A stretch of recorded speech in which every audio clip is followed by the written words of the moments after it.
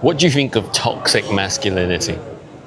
Well, I just saw the funniest video ever on the subject.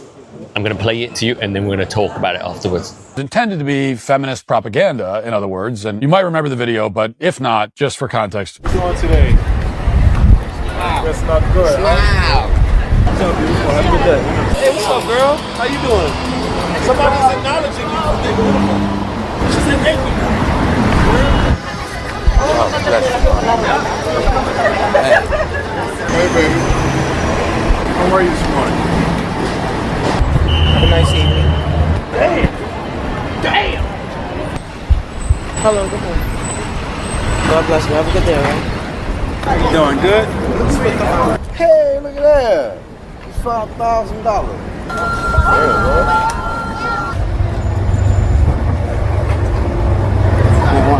And after releasing this piece of groundbreaking investigative journalism, the feminists who created it were convinced that they had a real winner on their hands. But very quickly, the mood changed. Leftists noticed that, inconveniently enough, pretty much every single catcaller in the video was black or Hispanic. You know what this means. It means that this video was determined to be highly racist. So that was the real lesson of 10 hours of walking in NYC as a woman, even though the ad agency would never admit it. So ever since the publication of this video, in the name of racial justice, leftists have mostly stopped talking about catcalling. So this video was supposed to be about how women are subjected to toxic masculinity everywhere they go in the form of catcalling. But I have to ask myself, was it catcalling? Was all of that catcalling? Some of it was. Some of it certainly was. But I feel some of these guys were just trying to approach her.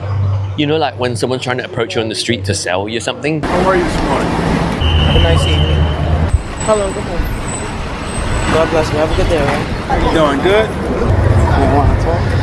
Or here in London, you cannot go down the street without some chugger. Chugger is the British term for guys trying to raise money for charity without them approaching you, trying to sign you up for this or that, or sell you some contract. Yeah, we can't just automatically assume that all of those men were feeling randy and wanted to get jiggy with her, right?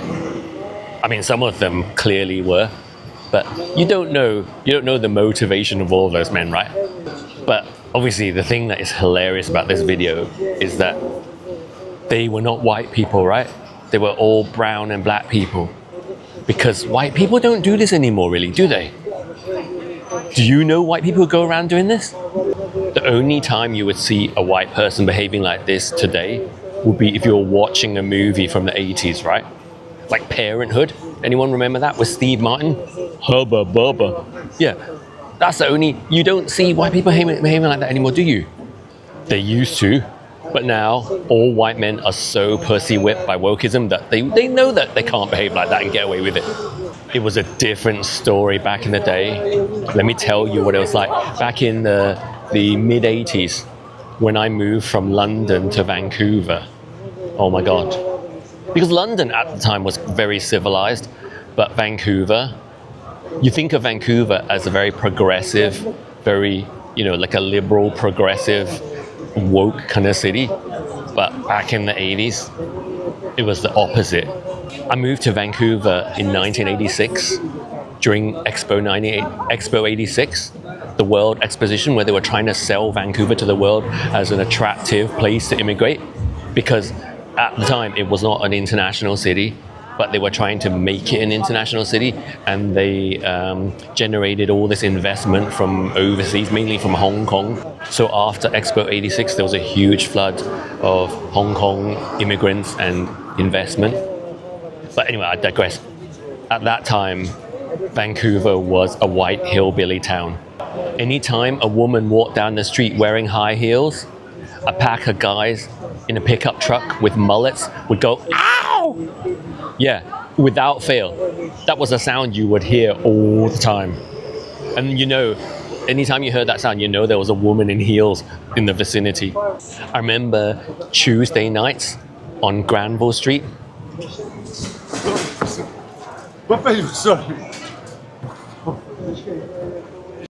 Holy shit, you'll never guess what just happened there.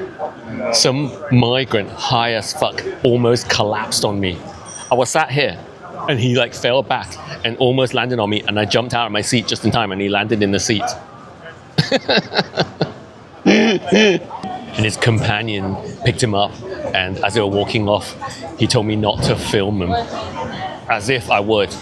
I don't want to get my camera knocked out my hand, right? I wouldn't risk my DJI Osmo Pocket 3 over that, even though that would have been good footage. But you know what? I'm proud of myself at the age of 52 that I still have my lightning reflexes and dexterity that I... Did you see that? The way I jumped out of my seat just in time. On Granville Street. Other people would have just been crushed. You would have ended up in their lap. Imagine if you're just sitting here chilling, having your coffee, and then some high as fuck migrant lands in your lap. And he was a big guy too. He was way bigger than me. And it was like half his like eyes were shut. Imagine that, and you can't get him off. That would ruin your day, wouldn't it? It would change. You would certainly, if you were a tourist in London, and that was your first experience of having an al fresco coffee, that would color your entire perception of London and Britain for the rest of your life. That's why you cannot judge a place, a demographic, or anything by one isolated incident, right? Anyway, what was I talking about before that rude interruption?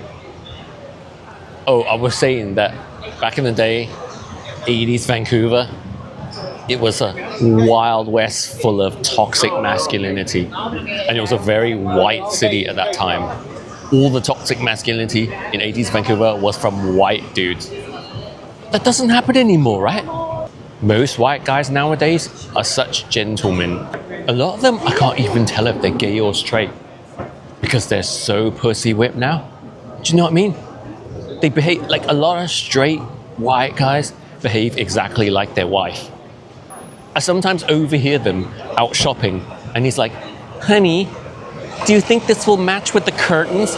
And you swear it's a gay couple, but then you see that it's a man and a woman. Brown and black men on the other hand. Well, I don't know.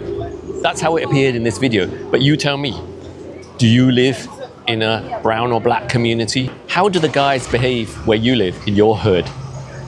I'm assuming it's a hood, if it's a brown or black community, right?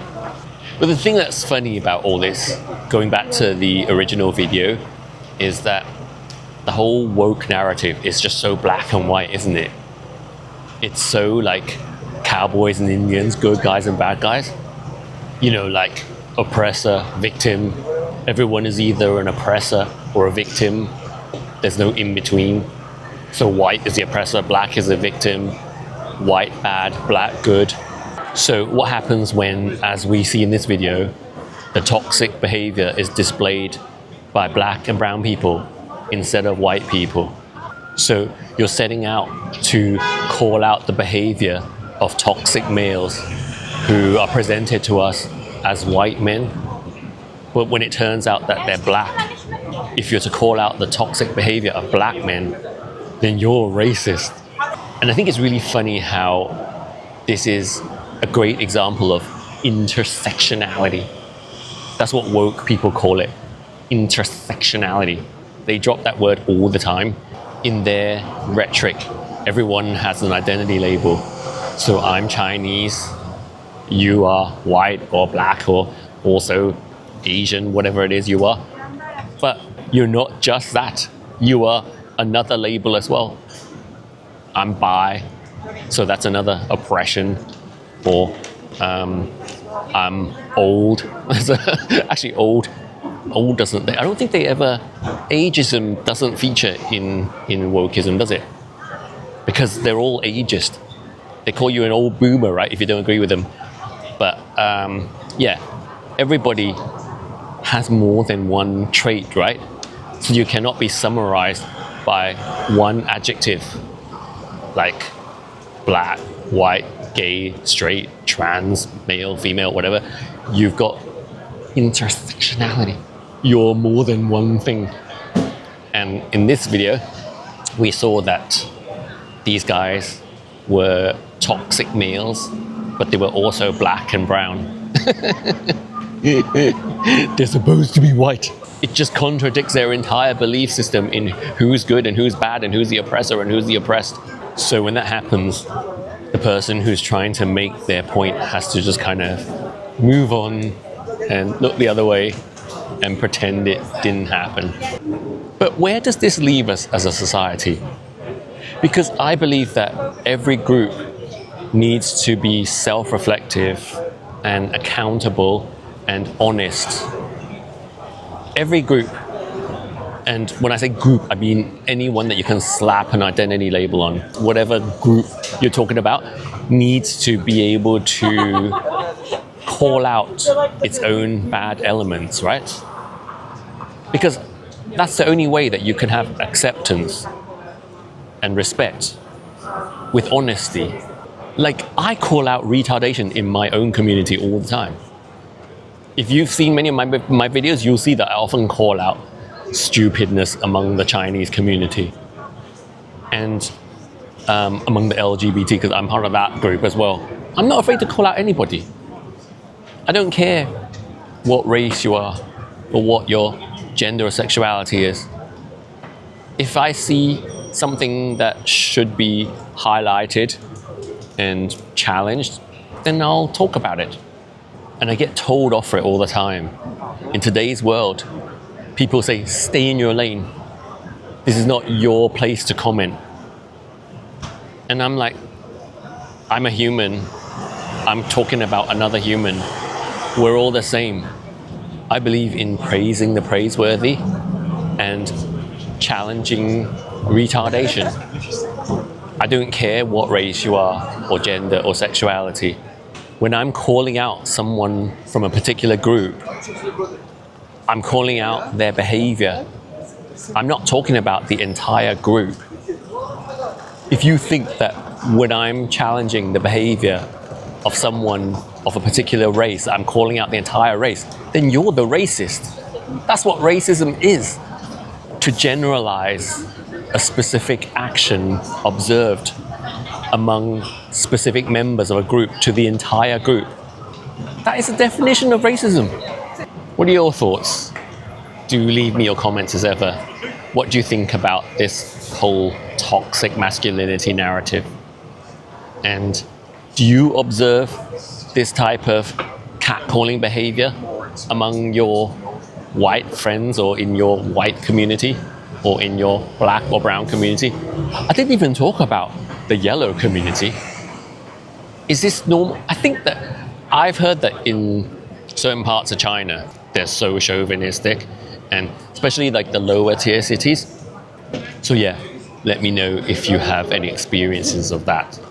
And as ever, if you enjoyed this video, please like, share, follow, subscribe. Thank you.